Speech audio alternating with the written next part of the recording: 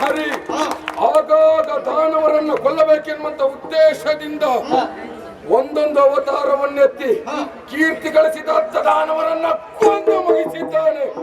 ಅಂತ ಹರಿಯೊಡನೆ ಕಾದಾಟ ಮಾಡಿ ಜಯವನ್ನ ನಾನು ಗಳಿಸಿದೆ ಅಂತಾದ್ರೆ ಲೋಕಮುಖದಲ್ಲಿ ನನ್ನನ್ನು ಮೀರಿಸುವಂತ ಬಟ ಇಲ್ಲ. ಆದ್ರಿಂದ ನಡೆದ್ದೇನೆ.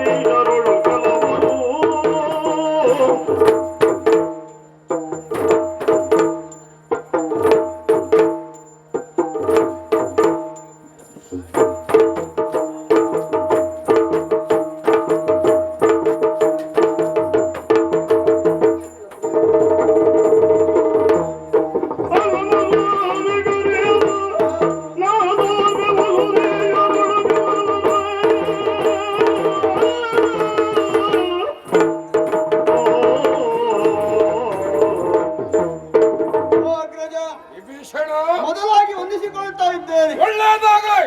ದಶಕಂಠ ರಾವಣೇಶ್ವರ, ತ್ರಿಭುವನದಲ್ಲಣ ರಾವಣೇಶ್ವರ ಎಂಬುದಾಗಿ ಎಲ್ಲವರು ಮುಕ್ತ ಕಂಠದಿಂದ ನಿಮ್ಮನ್ನು ಹೊಗಳುತ್ತಾ ಇದ್ದಾರೆ. ಅದಕ್ಕೆ ಕಾರಣವೇನು?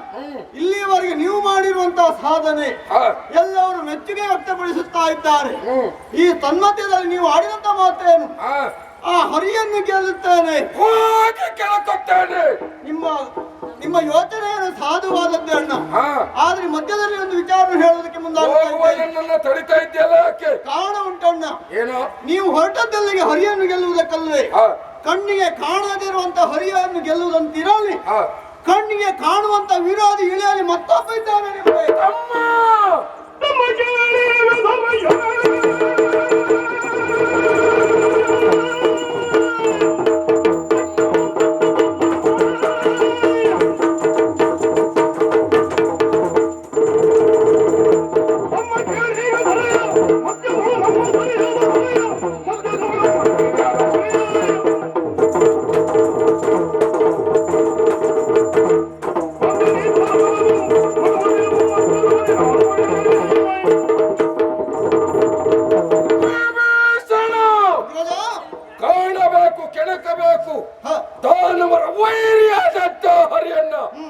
ಎನ್ನುವಂತ ತವಕದಿಂದ ಹೊರಟುವಾಗಲ ತಡೆ ನಿನ್ನದು.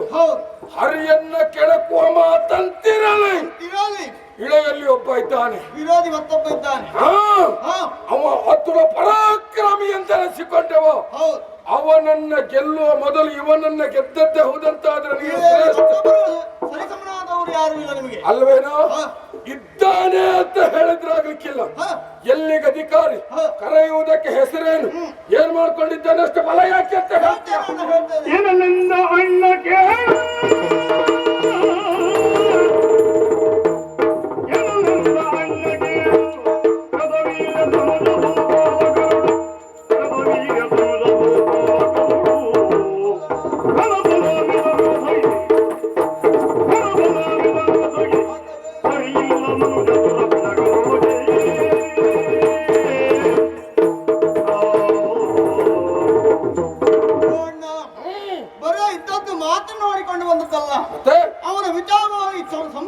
ತಿಳಿದವನು ನಾನಿದ್ದೇನೆ. ಏನದು? ಅಣ್ಣ, ಹಾ. ನೀವು ಕೇಳಿರಬಹುದು, ಹಾ. ದೊರೆಯಲ್ಲಿ ಪ್ರಖ್ಯಾತ ಪಟ್ಟಿರುವಂತ ನಾಡು ಮಹಿಷ್ಪತಿ. ಹಾ. ಆ ಮಹಿಷ್ಪತಿ ಅಧಿಕಾರಿ ಒಬ್ಬ ಇದ್ದಾನೆ, ಹಾ. ಕೃತವೀರ ಎಂಬುದಾಗಿ. ಓಹೋ. ಹೊಯ್ಹೊಯ ವಂಶದಲ್ಲಿ ಹುಟ್ಟಿದವನು. ಹಾ. ಆತನಿಗೊಬ್ಬ ಮಗ ಇದ್ದಾನೆ, ಕಾರ್ತವೀರ ಎಂಬುದಾಗಿ. ಅಣ್ಣ, ಹಾ. ನಾನು ಹೇಳಿದಂತ ದೊರೆ ಅವನೇ. ಹಾ. ಆದ್ರೆ ಅವನ ಹುಟ್ಟೆನ್ನುವುದು ಹಾ. ಸಾಮಾನ್ಯದವರ ಹುಟ್ಟಂತೆ ಅಲ್ಲ. ಏನು ವಿಶೇಷ? ವಿಶೇಷ ಅಣ್ಣ, ವಿಶೇಷ. ಹಾ. ಆತನಿಗೆ ಹುಟ್ಟುವಾಗ ಕರಗಳೇ ಇರಲಿಲ್ಲ ಅಣ್ಣ. ಏನೇನು? ಹುಟ್ಟುವಾಗ ಕರಗಳೇ ಇರಲಿಲ್ಲ ಅವನಿಗೆ. ಅತಿ ಫಲಾನ್ವಿತೆಯನ್ನು ಹಾಗೆ ಆಡಿಕೊಳ್ತಾ ಇದ್ಯಾ? ಹ. ಕರಗಳೇ ಇಲ್ಲದಿದ್ದ ವಸ್ತು ಬಲಿಷ್ಠನಾಗುವುದಕ್ಕೆ ಹೇಗ್ ಸಾಧ್ಯವೋ? ಅಣ್ಣ, ಹಾ. ವಿಷಯ ಮುಂದುಂಟು. ಏನೋ? ಹುಟ್ಟುವಾಗ ಕರಗಳೇ ಇರಲಿಲ್ಲ ಅಂತ ಆದ್ರೆ ಹ. ಈಗ ಹೇಗಿದ್ದಾನೆ? ಹ. ದತ್ತಾತ್ರೇಯ ಮುನಿಗಳ ಅನುಗ್ರಹದಿಂದ ಹ. ಆತನಿಗೆ 1000 ಭುಜಗಳು ಬಂದಿದೆ. 1000 ಭುಜ? ಹೌದು. 1000 ಭುಜವುಳ್ಳವನಿಗೆ ತಲೆ ಎಷ್ಟು ಅಂತ ಕೇಳ್ತೇನೆ. ತಲೆ ಮಾತ್ರ ಒಂದೇ ಅಣ್ಣ.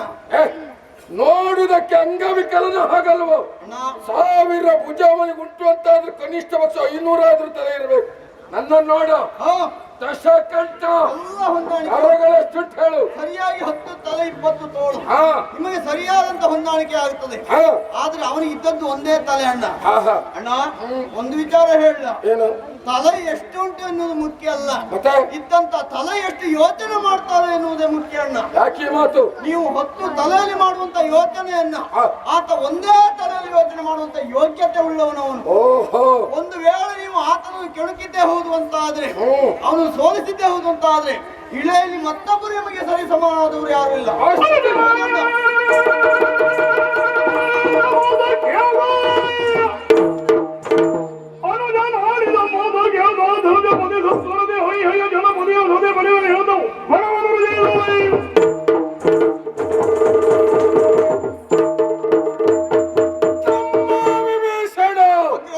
ನೀನಾಡುತ್ತಿರುವಂತ ಮಾತನ್ನ ಕೇಳಿದ ಕ್ಷಣವೇ ಹ. ನನ್ನಿಂದ ಹೆಚ್ಚಿನೊಬ್ಬ ಉಂಟು ಅಂತಾರೆ. ಹ. ಯಾವ ಕಾರಣಕ್ಕೆ ಇರಬಾರದು ಎನ್ನುವ ಹಾಗೆ ಯೋಚಿಸಿದವ ಈ ದಶಕಂಠ. ಹೌದಣ್ಣ. ಅಬ್ಬೋ, ಹ. ಹಯ್ಯೆಯ ಅಂಶದಲ್ಲಿ ಹುಟ್ಟಿರುವಂತಹ ಅಷ್ಟು ವಿಶೇಷತೆಯನ್ನು ಹ. ಪಡೆದಿದ್ದಾನೆ. ಅಷ್ಟು ಬಲಿಷ್ಠತಾದ ಮೇಲೆ ತಡ ಮಾಡುವುದು ಉಚಿತವಲ್ಲ. ಹ. ಬಲಿಷ್ಠವಾದಂತಹ ಸೇನಾ ಸಮೇತವಾಗಿ ಮುತ್ತುತ್ತೇನೆ ಮಾಹಿಷ್ಪತಿ ನಗರವನ್ನ. ಹ. ನೀನು ಬರಬೇಕಾದಂತ ಅನಿವಾರ್ಯತೆ ಇಲ್ಲ. ಮತ್ತೆ ಅಲ್ಲಿ ಹೋಗಿ ದುರವದಲ್ಲಿ ಜಯ ಪಡೆದೇ ಬಂದೇ ಬರುತ್ತೇನೆ. ಹ. ಅಲ್ಲಿಗೆ ಹೋಗಿ ಬರುವ ತನಕ ಹ. ಲಂಕಾ ನಗರದ ಸರ್ವ ಹೊಣೆಗಾರಿಕೆಯನ್ನು ನೀನು ನೋಡಿಕೊಂಡು ಆದಿತ್ತಣ್ಣ, ನಿಮ್ಮ ಅಜ್ಜಿ.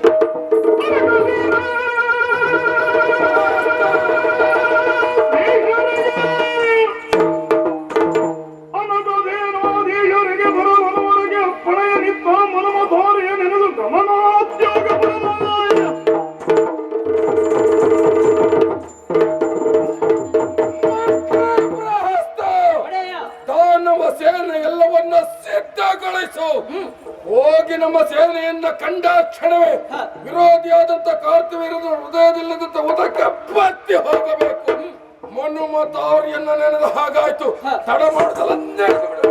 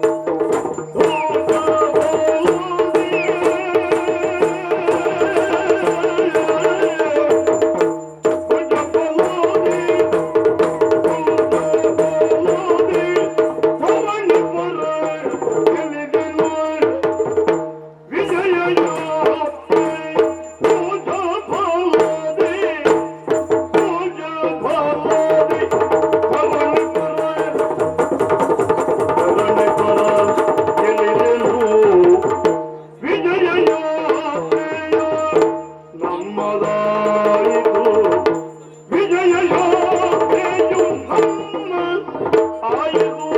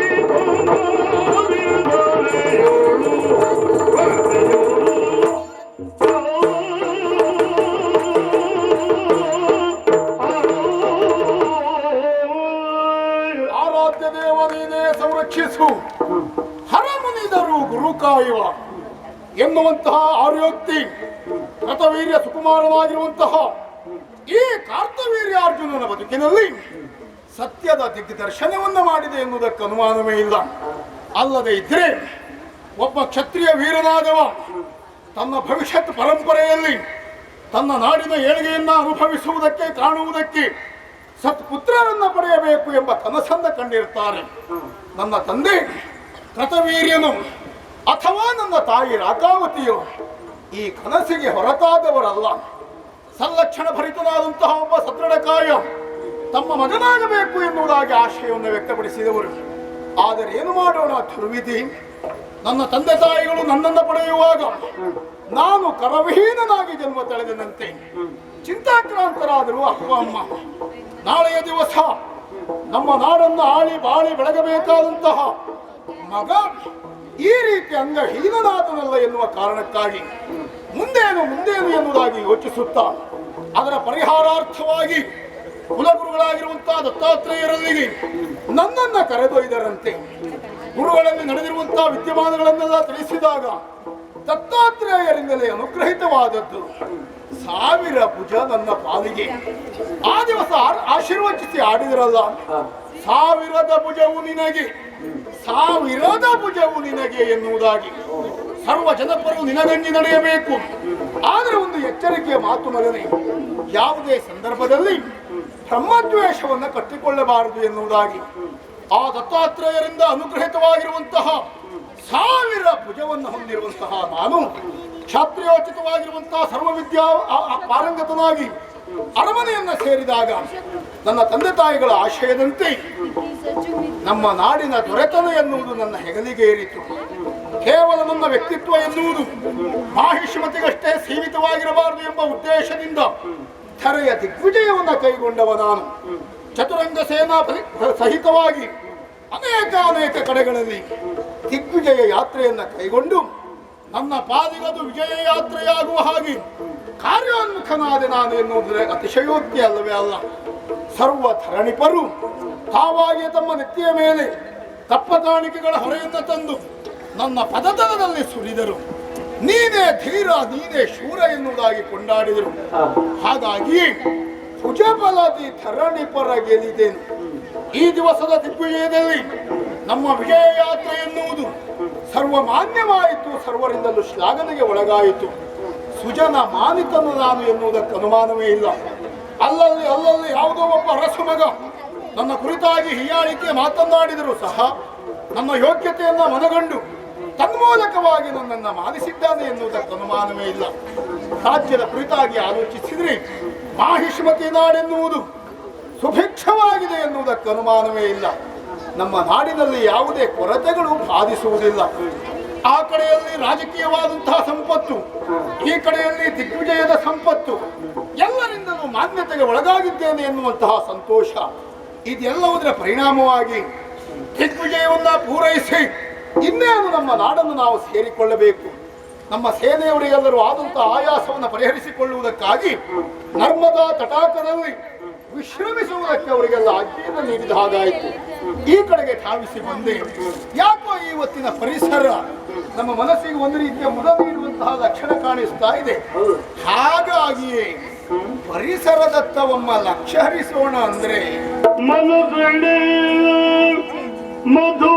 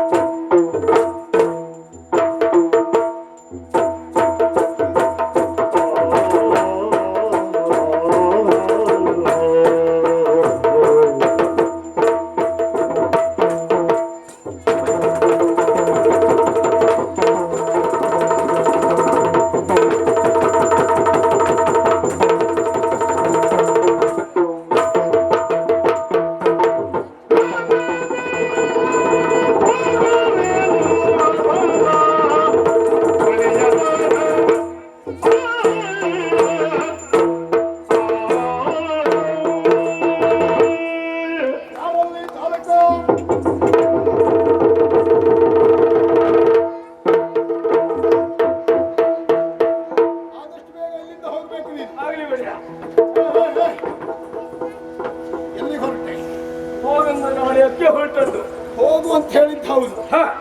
ಎಲ್ಲಿಗೆ ಅಂತ ಆದ್ರೂ ಗೊತ್ತಿದೆಯಾ ನಿನಗೆ? ಒಡೆಯ, ನಿಮ್ಮ ಮುಂಭಾಗದಲ್ಲಿ ನಾನು ಎಲ್ಲಿಗೆ ಅಂತ ಕೇಳಿದ್ರೆ ಅದಕ್ಕೆ ಪ್ರಸಂಗ ಆಗುದಿಲ್ವಾ? ನೀನು ಕೇಳದೇ ಇದ್ರೆ ಮತ್ತೆ ಬೇರೆ ಆಗ್ತೀಯ. ಅಂದ್ರೆ ನಿಮ್ಮ ಸಾಲೇ ಅಧಿಕ ಪ್ರಸಂಗಿಗಳ ಸಾಲು. ಹಾಗೆ ಅದೇ ಒಬ್ಬ ಸ್ವಲ್ಪ ಹೆಚ್ಚು, ಒಬ್ಬ ಸ್ವಲ್ಪ ಕಡಿಮೆ ಅಷ್ಟೇ. ಒಟ್ಟಾರೆ